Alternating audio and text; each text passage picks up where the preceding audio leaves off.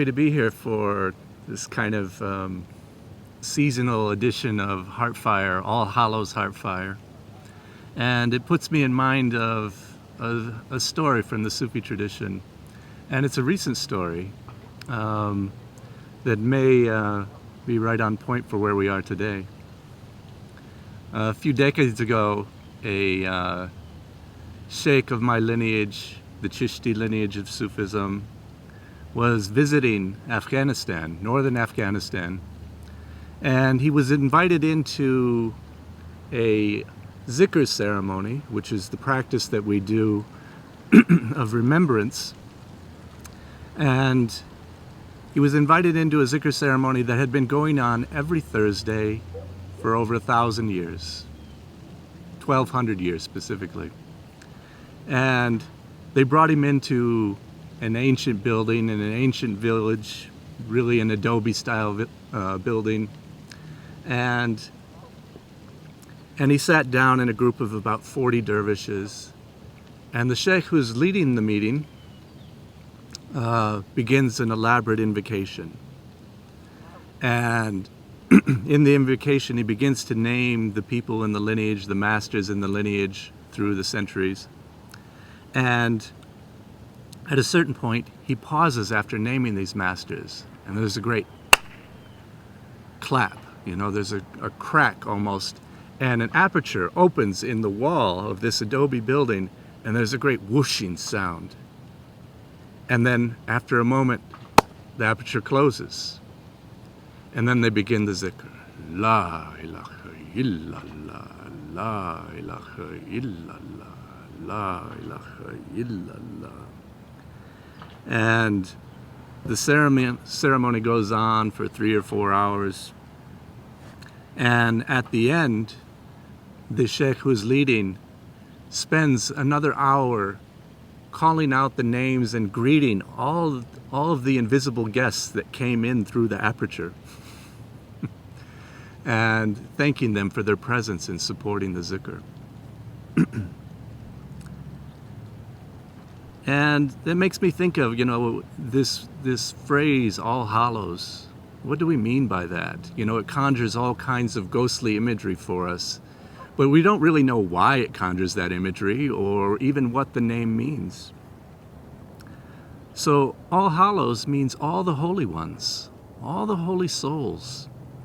And it's connected to the Christian day of remembering all the saints of the Christian tradition. So it's also called All Saints' Day. And it was meant in a way to subsume all the many local indigenous traditions all over the world where Christianity spread, which in this season acknowledged the thinning of the veils. A time when the barrier between worlds is less concrete, and we might have more contact with both our biological and spiritual ancestors. And so the spiritual ancestors that we would have more contact with in the Sufi tradition are called the masters in chain. And that's a chain of connection, of intimacy between us in time and space, even beyond time and space. The first Sufi master to come into the West in 1910 was Hazrat Inayat Khan. And he tells of a connection to his own master in chain, Abu Hashim Madani, which transcended time and space. Hazrat Inayat Khan himself, as a young person, he experienced a lot of loss.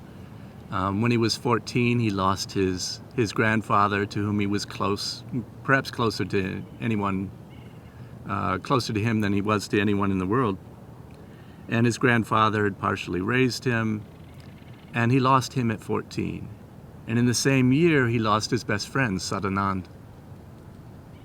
And seeing how devastated he was just at this tender age, his father decided to take him into Nepal for a kind of year-long pilgrimage. And in that year, he would walk into the mountains, sit by the waterfalls and sing. He would sit before a silent sage, a mountain sage, a muni. And in this way, just walking in the mountains and singing before the waterfalls, after a year, he was healed enough to go home.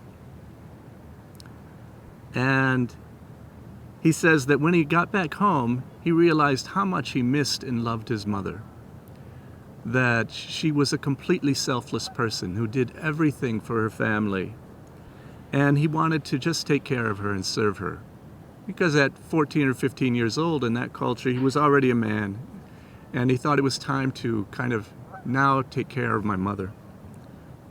But within a year or two, she was also gone. She died very young. And so the family thought, let's get him married. And so they marry him to a young woman. And she dies very quickly. And they think, well, let's get him married again. And they marry him again. And his next wife dies very quickly. So in the space of 5 or so years, this young man had experienced devastating losses again and again and again.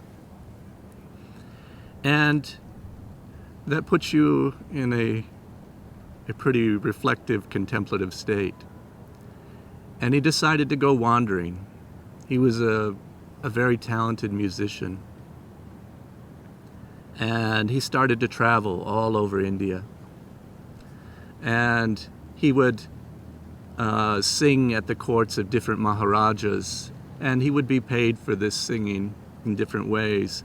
But his real aim was to visit different Sufi shrines and different holy sites all over India on some sort of spiritual quest about, what is it all about when there's so much loss in this life? And so he would visit these various Sufi shrines, and at one particular shrine in Ajmer Sharif, at the Dargah or shrine of the great master Khwaja Muinuddin Chishti, he has a kind of vision in his meditation. He's meditating, and a face appears before him, a very luminous sort of face, very clear in detail, and he has no idea who this is.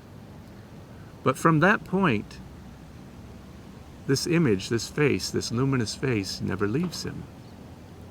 And now he travels on, and he goes to various Sufi or dervish gatherings, always looking for this face. He knows this must be an important person to him. Doesn't find him, meets many great and interesting Sufis. But it's not until sometime later he's in the city of Hyderabad, and at a kind of cultured gathering of Sufis, eminent intellectuals, and he's seated in a corner and looking at the gate, and in walks a very distinguished elderly gentleman. And he immediately recognizes the face as the face of the master he'd seen in his meditation in Ajmer Sharif. And he takes the arm of his best friend who's with him. He says, that's the face of my master I've seen. And the friend of his thinks, he's too shy. Inayat Khan is never going to get up and introduce himself. So he knows his nature, that he's very reserved and quiet.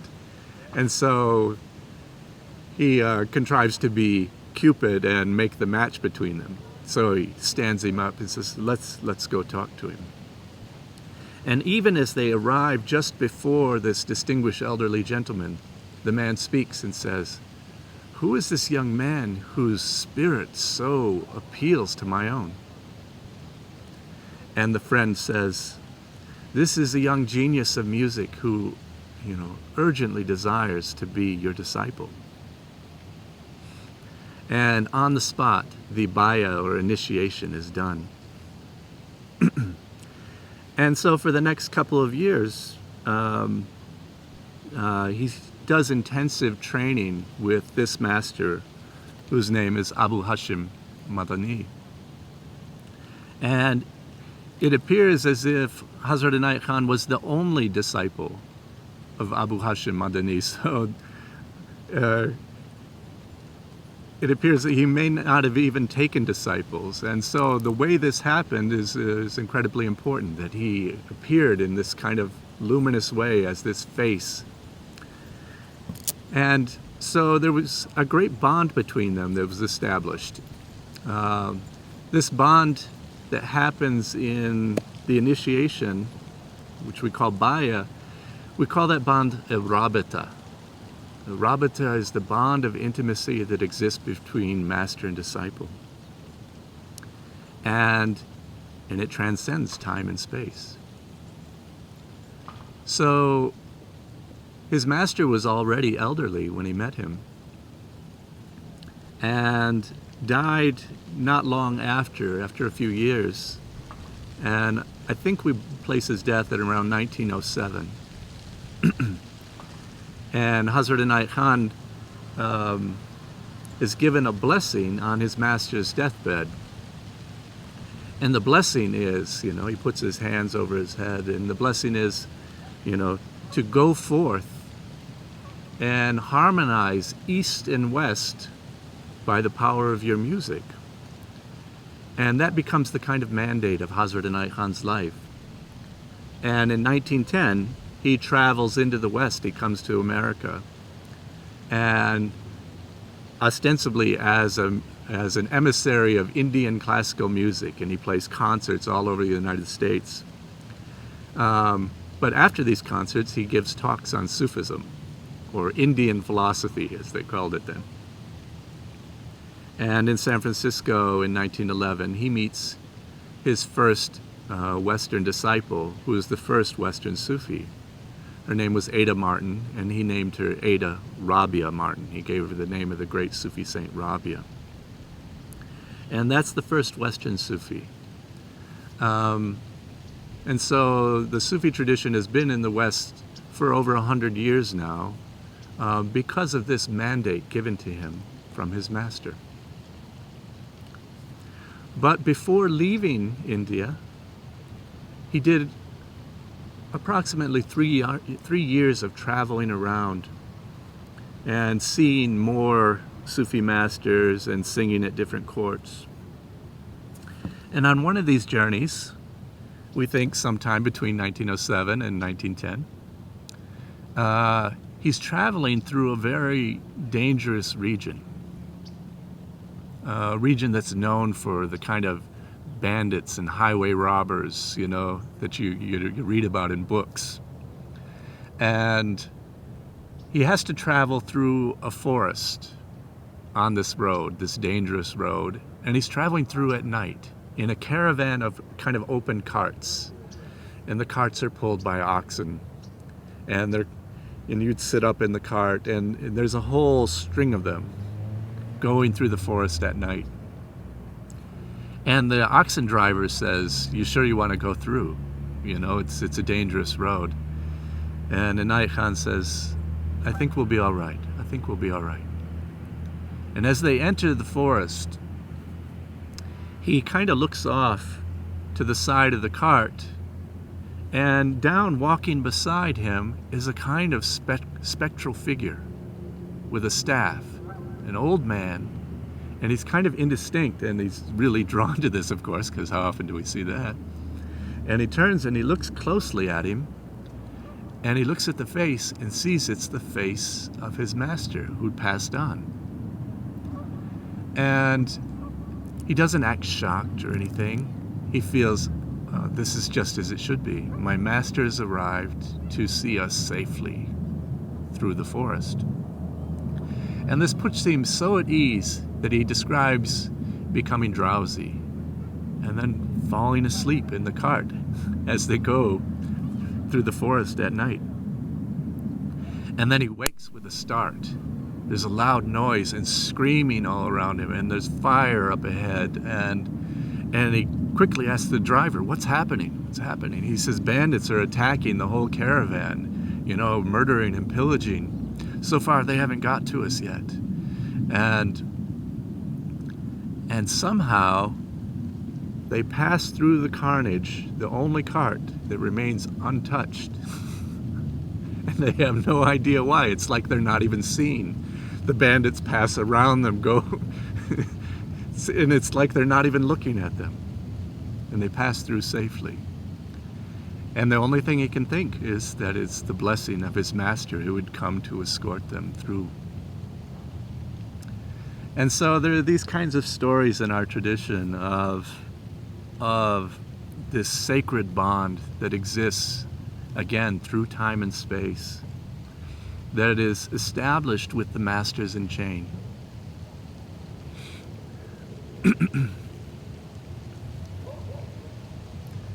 It's a kind of thing like that we don't tend to take seriously today, but they certainly did then. The idea that our reality, which in a place like this can seem so open, and we can feel so alone in any given moment, maybe isolated in our houses, or taking a walk in the woods, or sitting in a place like this. And yet, in the understanding of spiritual realities, the earth is crowded with souls. All the souls that have been still exist and are present. And especially so when we make them welcome. And not just in an act of remembering, but in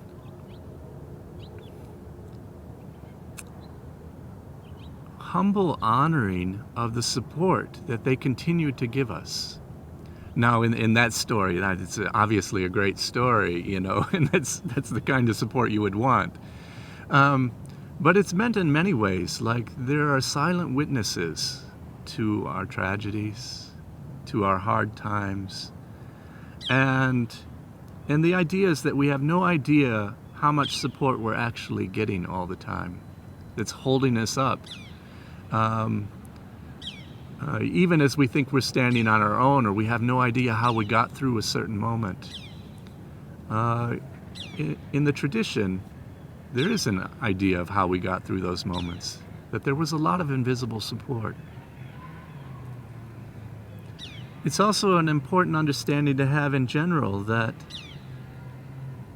in order to place yourself rightly and with humility in reality, you have to acknowledge that it's not that we're greater than our ancestors. It's like we tend to think that they're quaint for their quaint beliefs of the past, or where their science was, but everything we do is standing on the shoulders of everyone that came before. Just as those that come after us will be standing on our shoulders. And you see how that shifts the tone of awareness. It shifts the place where we can become very arrogant about where we're at. And yet, everything that we can do today, we can do because somebody else laid the foundations for it. And it makes for just a much healthier mind around our spiritual practice and the way we live in the world, acknowledging the generations that came before and how we're merely in a chain. And there will be links that are formed beyond us, and there are links that are connecting us through time and space. And so this is a very important idea for us. And however you want to think about it is up to you. I mean, whether you take seriously the story that I told in the beginning about all the masters in chain for 1,000 years who had been attending that zikr and who had died in that village were still attending that zikr. And at the opening of every Thursday night zikr, they come through a hole in the wall which opens, and they come and still attend. And that was a story that's reported by a modern sheikh. whether we take that seriously or not, or whether we just merely invite the presence in and we don't have any testimony like that, I tend to think it's a much richer reality to live in, to live with our ancestors. In Mexican American families like my own, we have a belief that sometime around mid-October, the dead actually begin their long journey back to this moment, in this moment of All Hallows. And this is the moment they arrive, but they have to start the journey in mid-October. And to get to this point where the veils are just thin enough for us to be in relationship to them more clearly again. And for me, that's a wonderful thing, to feel like I can serve my grandmother again, who took care of me, and lay out food and make an altar. And I think it's a missed opportunity that we don't live like that. And it creates a certain kind of attitude that is almost like hubris, like we created ourselves. None of us created ourselves. And there's so much appreciation that can come into living with the ancestors and calling them forth and being present to them and allowing them to be present to us. My own teacher tells of being reprimanded once by his teacher, and his teacher was quoting one of the masters of the past, and then immediately got up to go and find that particular master's book. And my teacher said, "Oh, no, don't worry about it. I believe you. I believe you quoted it right." And the master looked at him and said, kind of shook his head, found the book, sat down, kissed it. He said, "In quoting him, I brought him present. The least I could do was kiss the book in which he wrote such wisdom." And that was a very clear idea, that when we name, we invoke. And when we invoke, there is on some level the presence of that which was invoked. However you want to think about it. Whether there's a real presence somewhere in the background, invisible, or even in consciousness, when you tread the thoughts of another from the past, there's a sense in which you're both sharing the same present. As my teacher once put it, the thoughts that then move them to say or write that thing that you're then quoting are now moving you as you quote. And so you're both existing in the same present at this moment. So this is a lot of what we're doing at this time and this season, is acknowledging our ancestors and the support that they've given us. And we're calling forth all Hallows, all the holy ones, to a gem, as we say, to a togethering, to a practice of coming together in a big jam.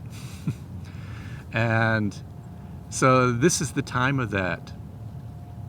And so at the beginning of our zikr practice, our practice of remembrance, we remember the ancestors who built the foundations of the tradition that we now practice, and we call them forth.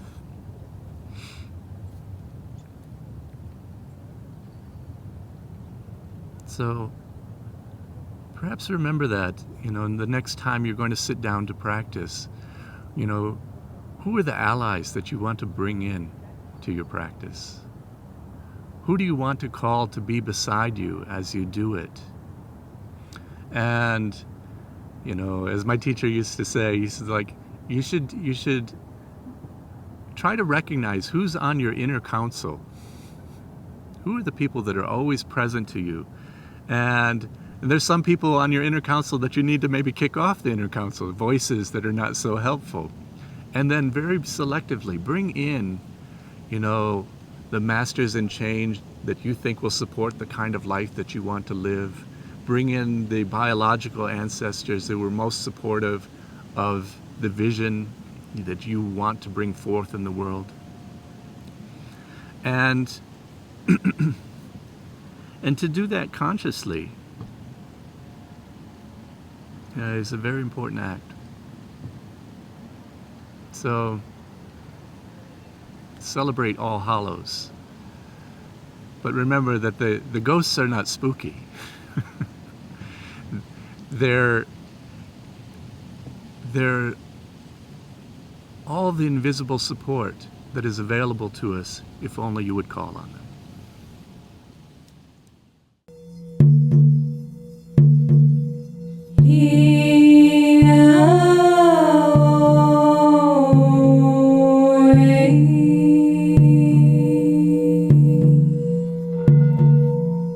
Our mission is peace.